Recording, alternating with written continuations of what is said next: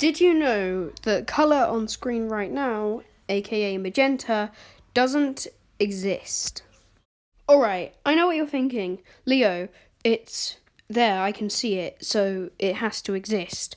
Well, it doesn't really. Magenta is actually just a figure of your imagination. Let me explain. So you probably know that colours are the way we interpret light, but you may have already noticed magenta isn't there. On the spectrum, I mean. These are the only colours people can see, but if you make it the full spectrum, we get this.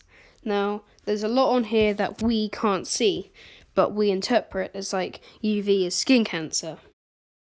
We don't see UV. So, Leo, how do my eyes know which colours are which? So inside of your brain, you have rods and cones.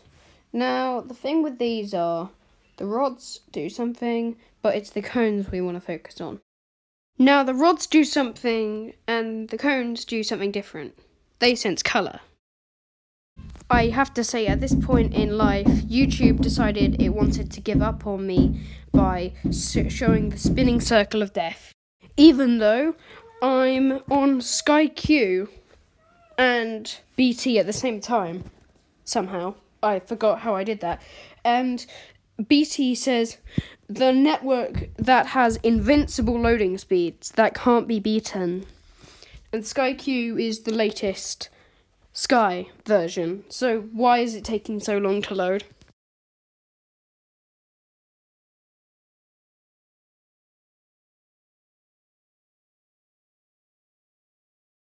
The entire of the internet is down, so I'm thinking about ending the video here. Make sure to like, comment, and subscribe.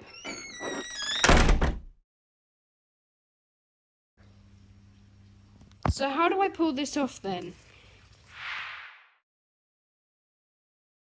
Right. That was getting a bit too much for me. Anyway. Okay, so basically, back to the topic of like colours and seeing and how magenta isn't really a colour. Magenta is part of your imagination. Like, how do I explain? Sort of like, as you saw, it wasn't on the light spectrum anywhere at all, as I mentioned before. But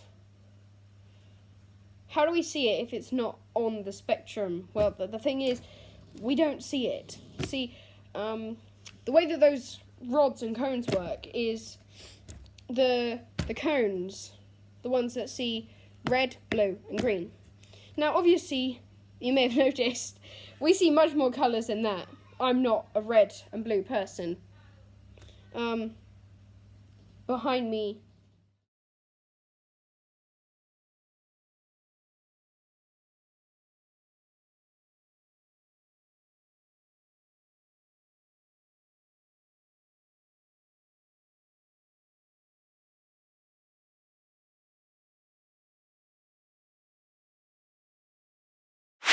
is not like red and blue and green. Well, there's a bit of green there, but but what these do is, how do I explain? So I have this little playset here. You see the brown tree? You're not seeing brown tree. You are seeing a red and a yellow. No, red and green tree. And because you're seeing red and green, your brain puts those two together and makes brown. Or this yellow part here. The yellow treehouse. That's not yellow, that is or red and green again, I think. Yeah, red and green again. This cup is red and green. And so on.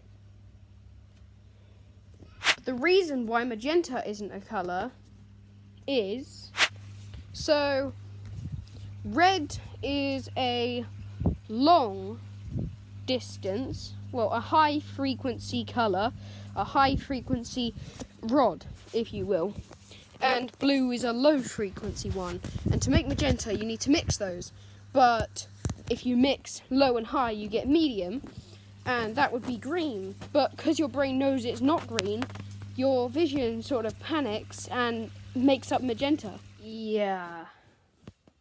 Crazy. I know. On the topic of really weird colours, stare at this green and then at the magenta. So, stare at the green. Get your face way too close to the screen. If that worked, you should now be seeing green, even though I've switched to magenta. Day 2 without internet. Yay. This is a green and red book. Let me read it to you. Chapter 1. The ways our eyes see colour. Page 1. I'm not going to spend that long reading a book that thick.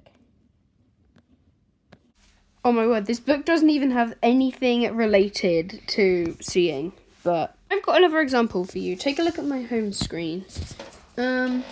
You should see it go onto the screen now. This is the Photos app, and it's a perfect example of the spectrum of colour that people can see.